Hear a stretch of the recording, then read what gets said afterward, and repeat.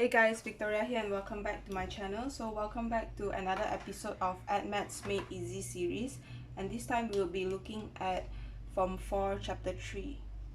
So it's a question from Form 4 Chapter 3 and it's one on graphs. So I'll just draw out the graph first and label the values. So we have our x-axis here, y-axis here, and it's like this. And they've also given us two more values. 6 is here, and then there's a line across here and it's labeled as y equals to -6, and here is the 0. So this is the graph that you've been given, and basically you'll be asked to find four things from this graph. So you'll be asked to find the axis of symmetry, you'll be asked to find the minimum value, you'll be asked to find the minimum point, and lastly you'll be asked to find the range of A if the equation is as follows.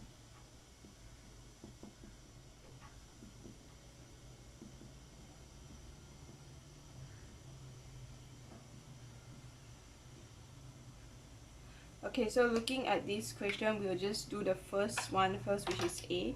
Find the axis of symmetry. So the axis of symmetry is where the graph can fold itself together and you have the axis of symmetry in between. So basically it's just the middle of two values. So from this graph you can see here the graph is like in between 1 and 6. It intersects the x-axis at 0 and 6, and so the x-axis must be here. The axis of symmetry must be here. So I'm going to draw a line here.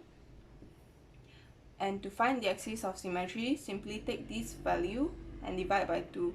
So basically you've got 6 divided by 2, you'll get 3. So x equals to 3. So the answer is very simple. The answer is x equals to 3. But here's the trick. If you write 3 as your answer, it's wrong.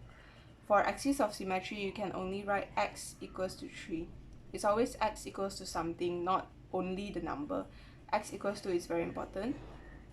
So this would be your answer for axis of symmetry. Next, we'll move on to the minimum value. And I hope you guys don't get confused on this, because we have minimum value and minimum point. Point is where you have x and y as well, but minimum value is simply looking for the y. So the minimum value is where the line touches y, and the lowest point on this graph is the minimum value. So if we see here, this is already labeled, which is very convenient. So you can see here y equals to -6. That will be your minimum value. So you can write here y equals to -6, and that will be your answer. Now we move on to C, which is the minimum point. So as they said here, it's a point. So when there is a point, your answer will always be x and y. Not just x, not just y.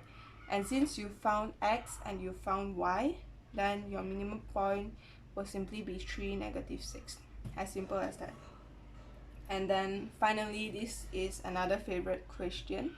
The range of A if the equation is fxa x minus b squared plus q. So they're asking for A here. So there are only two answers to this.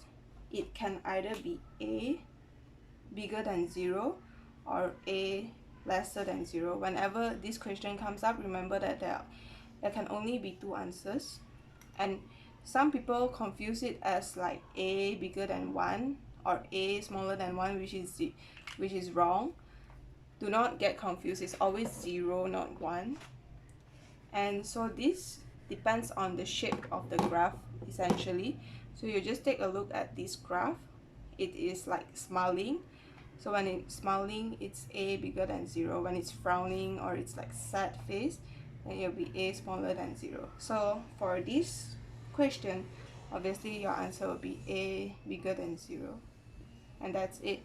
So this is one of the favorite questions in SPM. It is almost always asked. And the way to answer it is really simple if you know how to. So I hope that through this video you can learn how to answer this question.